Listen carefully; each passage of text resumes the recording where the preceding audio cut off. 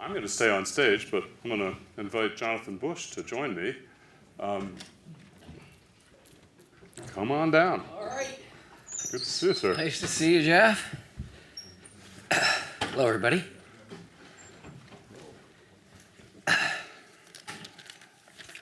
So Jonathan is currently founder of Zeus Healthcare. Yeah, one of several co-founders. One of several In case they're co-founders, and also a co-founder of Athena. Yes. Maybe just tell us a little bit about that arc of, first of all, what does Zeus do? Yeah. And how did you land here? Well, I suppose Zeus tries to build a platform, and I landed here by failing at trying to build a platform at Athena. So, yeah, that's it. That's it. You can build companies other ways than through network effect. Legislative caveat is a big one. Epic is a product of legislative caveat at some level. A big part of Athena was part of that legislative. That our first speakers talked about the High-Tech Act, and that was a way to crack market activity into a otherwise somewhat sclerotic space that doesn't do better when the product does better. Typically does a little bit worse when the product works better.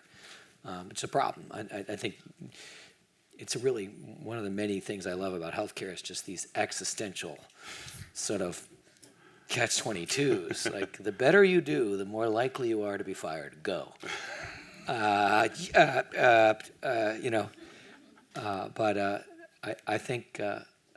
I think that those introductory slides were wonderful because as we all, when we decide how to act in business, start with rewatching Flight of the Conchords, and conditions are perfect. It's business time. There's a set of companies and a set of needs and a set of standards and a set of tools and a set of appetites that are kind of locked and loaded, and a set of failures that have kind of cleared away more ambitious, misshapen, overly complex ideas. I mean, one thing to remember about platforms, I think, is that they are humble in nature. Facebook was hot or not at Harvard, right? I mean, or who's hotter or whatever it was, and Amazon was books. I'll never forget, Victoria Pickett was the girl in our class at business school, and we're all saying what we're going to do, and we all have these grand reveals about, I'm going to Goldman Sachs, and she said, I'm going to sell books on the internet.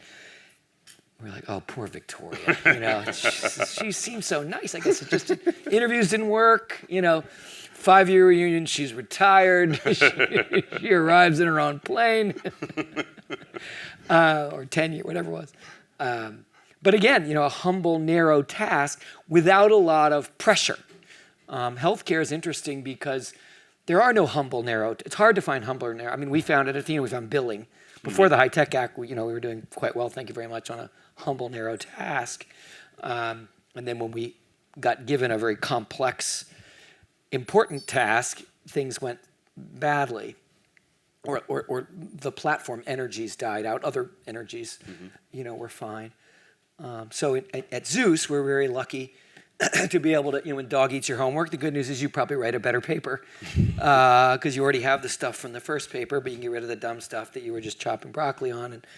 And so at Zeus, we're really focused on doing really just dumb jobs for startups and digital-first companies. So one problem digital-first companies have is they largely have negative gross margins, and one reason is because they either have to start from scratch with every patient actually, they always start from scratch with every patient, and whether they then send you a blank survey and you fill it out on your form stack, smoker, have you been to the doc? What drugs do you think you're on? Have you had surgery? Or whether they try to research that. That simple task of just like, how do I onboard this person, turns out to be a microcosm of a million tasks. It's sort of an atomic unit of everything in medicine. Hey, send you to a specialist. Okay, now you're going to sort of onboard. What's a referral? It's kind of an onboarding again with a different guy who's got a different set of questions. And now I'm going to get you an imaging thing. Well, what's that? Well, there's a clipboard and there's another set of. So the thought is to take sort of the least important, least centrally managed, least cared about companies, and then within them find the least fun jobs, and see if at that distant Siberia of the healthcare ecosystem, people are willing to use the most sophisticated tools ever invented for managing information, but in a shared way, in a shared utility way, and sort of the water boy for the worst team in the worst league. And then if we crush that, we don't suddenly form a team, we just become, a water man, and then we move on to the water man for the best team, and then we're like a water conglomerate. But the goal there is to try to stay, and there are many reasons for this. One is for platforms and networks to work, you need mobility, you need freedom to move, freedom for information to move. You need many buyers, many people to choose. If you have a small number of people, you end up with a bespoke thing that doesn't flex and doesn't scale. So you need lots of people, and then only the kooks choose it, and then it can grow in a more rugged way.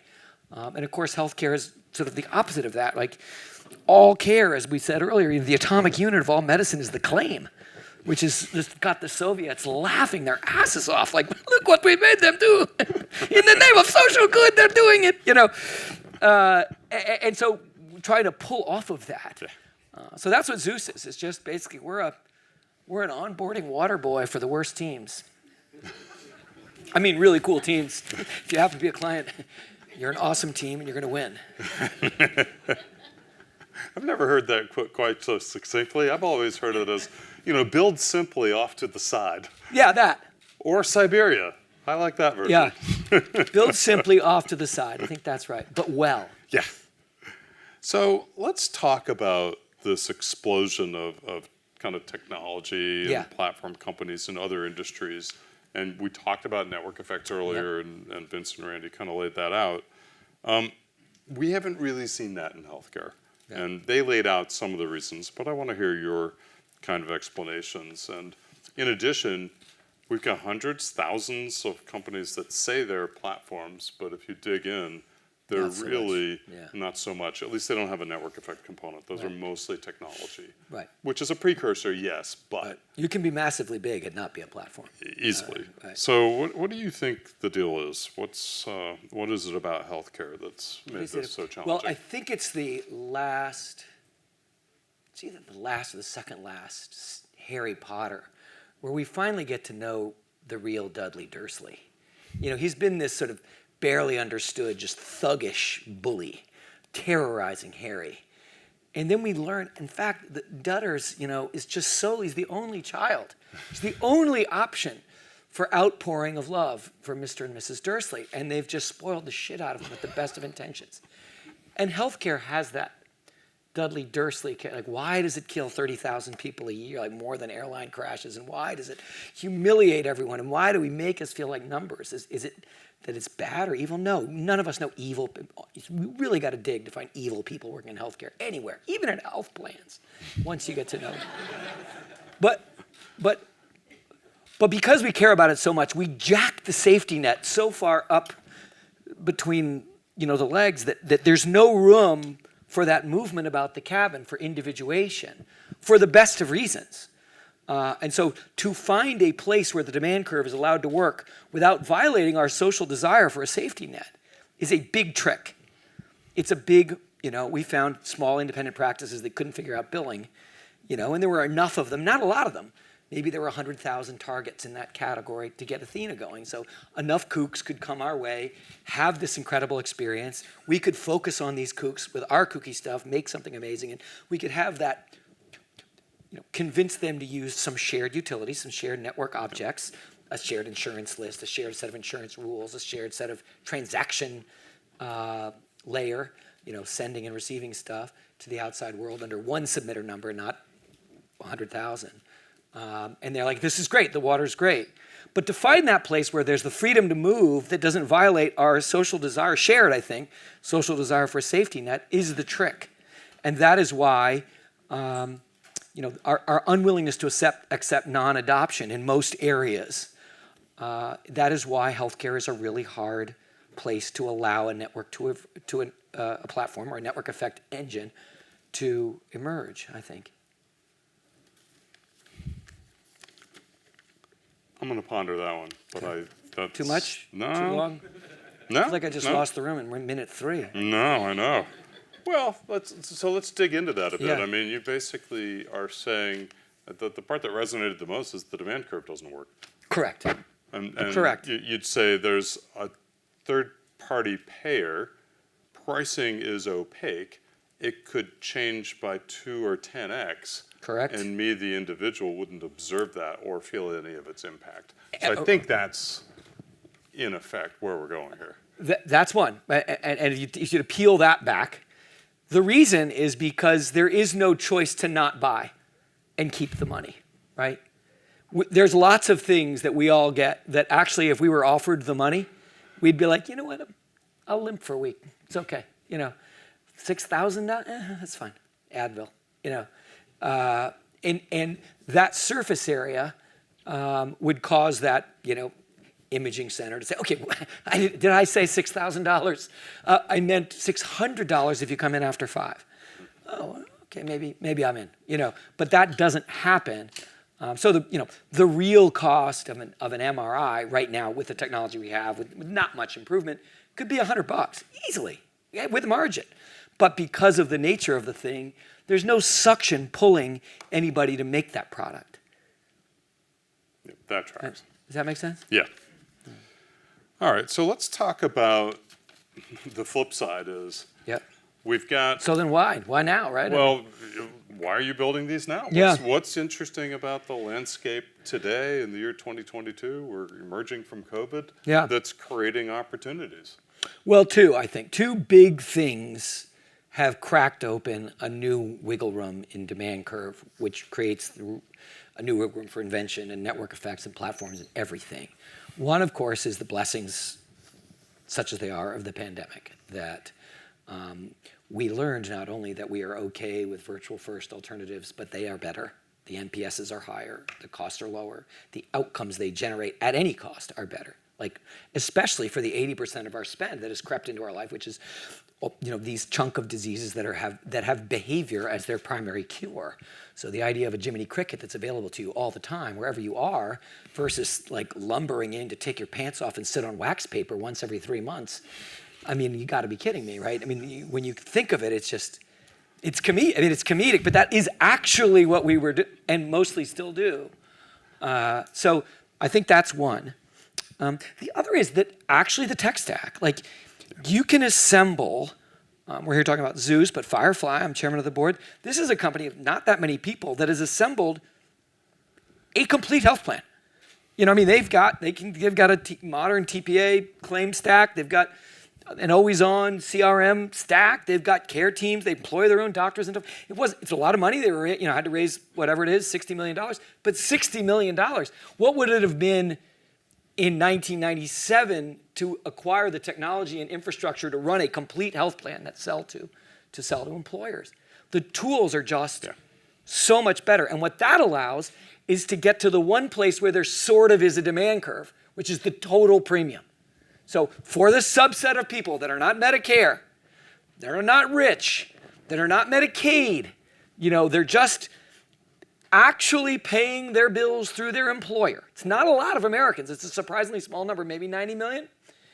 But for that group, you can now stand up a product with under $100 million and show up with a lower price and win on price. That is a new development. And that makes all the people who have these point solutions, all the, diabetes is better, rheumatoid arthritis better, anxiety better, depression better, like all these point solutions can now show up in a price benefit way. I will make you money buying this, which is very rare to pull off. And of course, you've got these weird things where HR departments are drowning because all of a sudden, it's 6,000 people who figured out with this continuous always-on product, they can move a real cost needle. And suddenly these health plans, they're used to just hiring one, hire United or Blue, a country or Western, are now looking at this giant portfolio. So I think that's the second big break right now that's making there be room. So let's drive down that second point, because you actually then just introduced another intermediary, which are these HR departments. And in effect now, there's a market opportunity there where they can start to present, these new products, for example, that you just mentioned. Is that emerging? Are we seeing that start to develop?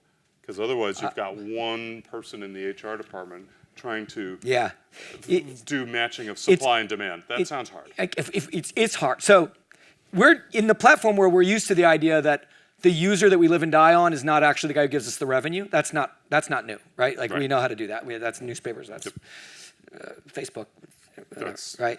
So the idea that we would get these members who love us and have high NPS and stick to their generic pills and get better on them so they don't use the gourmet pills and yada yada, and they don't pay anything, it's over here, or they might pay different co-pays if they obey or doesn't, That idea we know.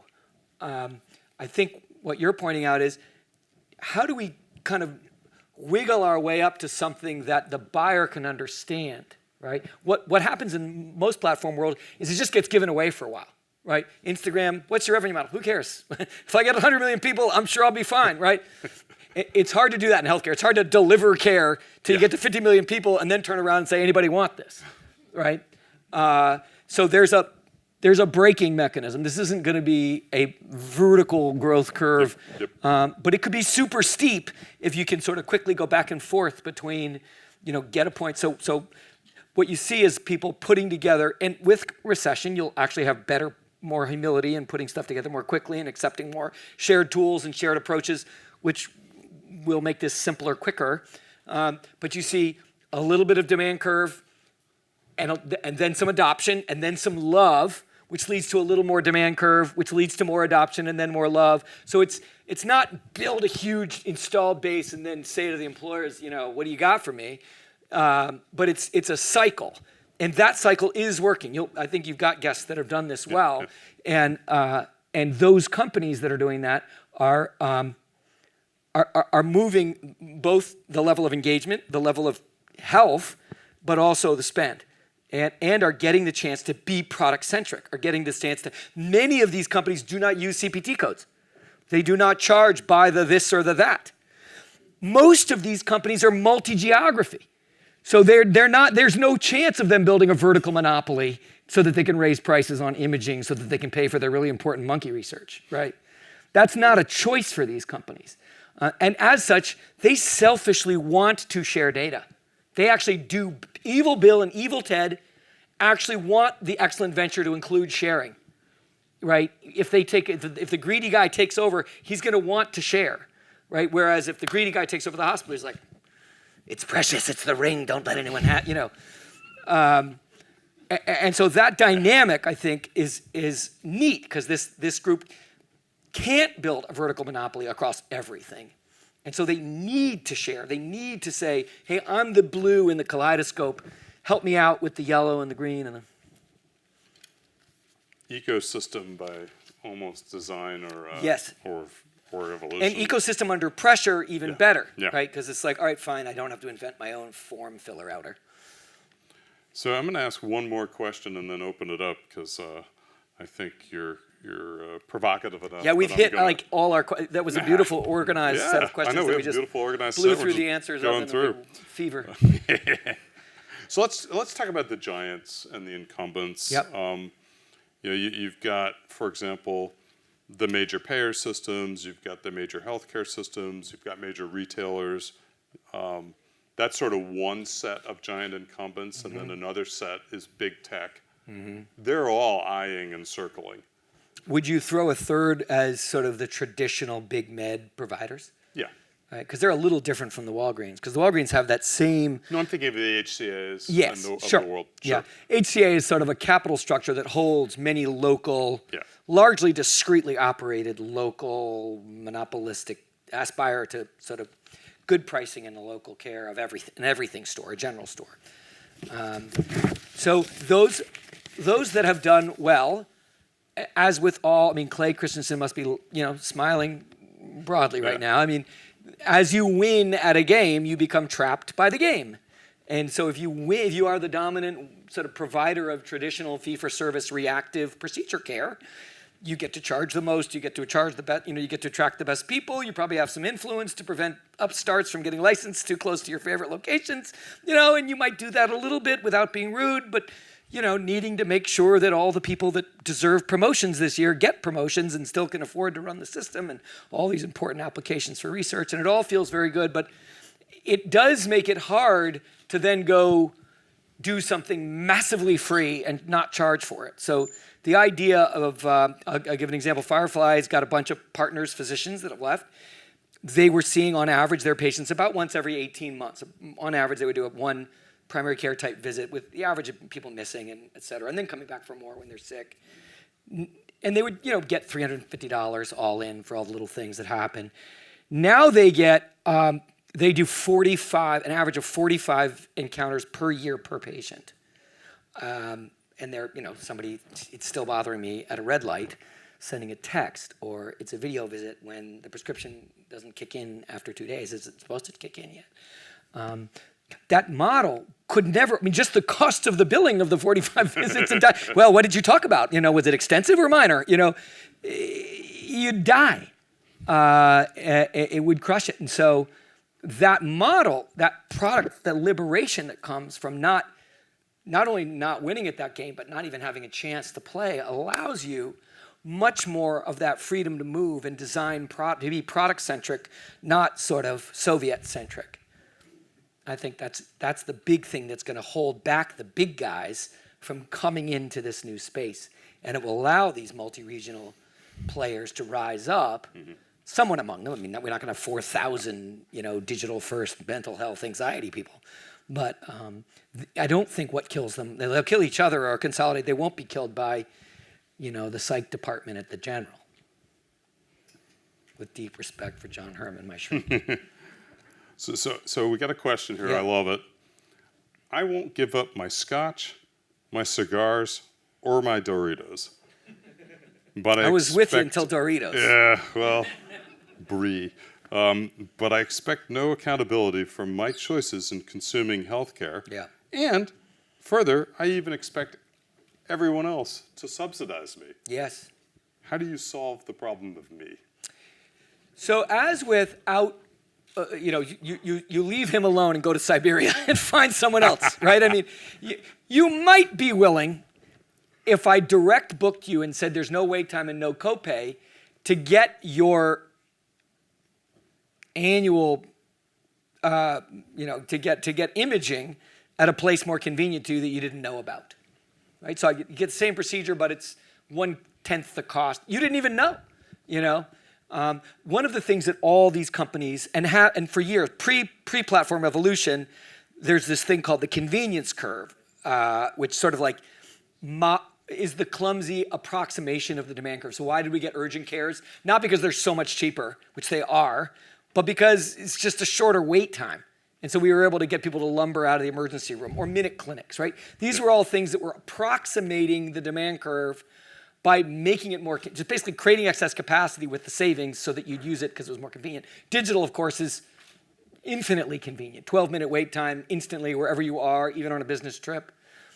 So the convenient curve could pull our Scotchy friend into use of a very bespoke, very narrow network. He could be told by his HR department that he's allowed to see, anyone in the network, but he could end up seeing exactly whom his digital intelligence bot / care team tells him to see and feel like it's better.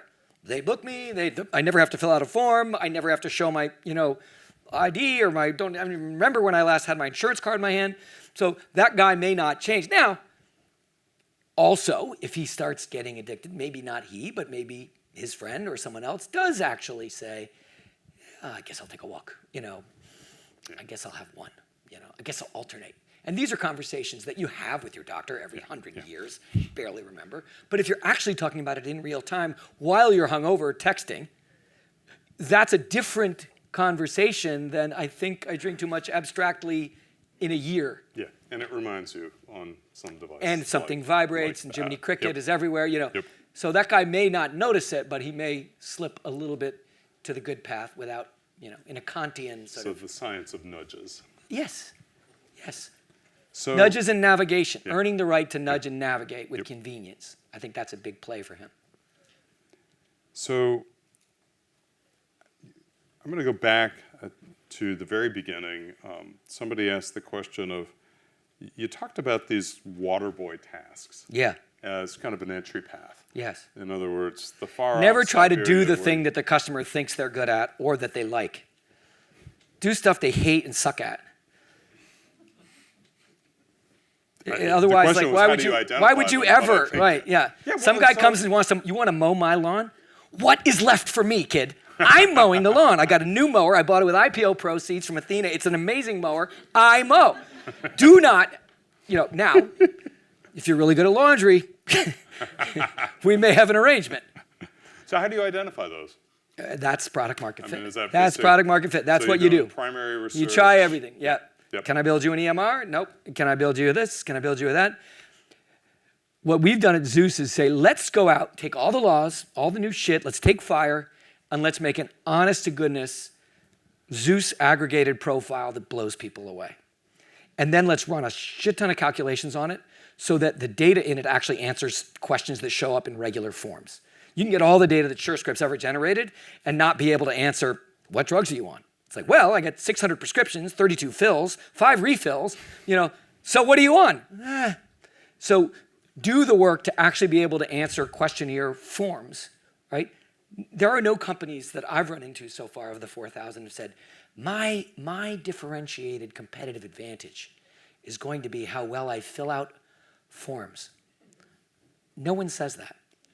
So if I could fill out the forms, and get a spot, and then maybe if lots of people are filling out forms and the forms all connect to a record, now they're all on the same record, not because they wanted to be on the same record, not because they joined a nonprofit consortium of, large corporations that all secretly hope that they'll be the ones to control the ring to rule them all, but because they just wanted to fill out their forms so they could get on to their work.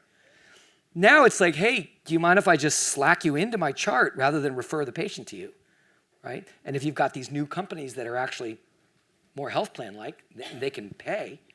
Well, now new jobs show up, a little less humble. So I'm going to do one more, and then we're going to head off to a break. But you talked a little bit earlier about the ecosystem, I've got yellow, I need green and blue and orange to fill out my palette. Yes. That's a very kind of nice cooperative vision. Yeah. In reality, a lot of these companies probably have winner-take-all platform kind of visions, dancing before their eyes. Do you think that's true? And do you think there are areas that are going to get that kind of consolidation that we've seen in the B2C space? And if so, what sectors? Would it be life sciences? Is it going to be in more primary care? Labs? We could go, and we will for the rest of the day, into all manner. Like, if there was a common record, the number of things that changed, underwriting, benefits administration, life insurance, referrals, payments. If you and I are looking at the same chart, what's a claim? Why do we need a claim? But what's a claim? A claim is I claim that in this chart is this information. I'm not showing you the chart, I'm claiming it's in here, right? Well, if you and I are on the same chart, I don't need to claim anything. I saw what you wrote, or my machine did. I can just hit my ledger. Yeah, you looked at my patient's dermabrasion. You changed the prescription, or you said it's fine. You hit enter, and I hit you with $80, over. No claims, no attribution, no referral, no authorization, no. There's a ton that comes out of common objects. I think the big problem we have is the cold start problem. What common tasks do we start with? What humble little common tasks can we start with? And then, of course, oh my Lord, the possibilities. And I think what's interesting is when you start as a focused factory, you don't need to try to grab all kinds of things you're not good at.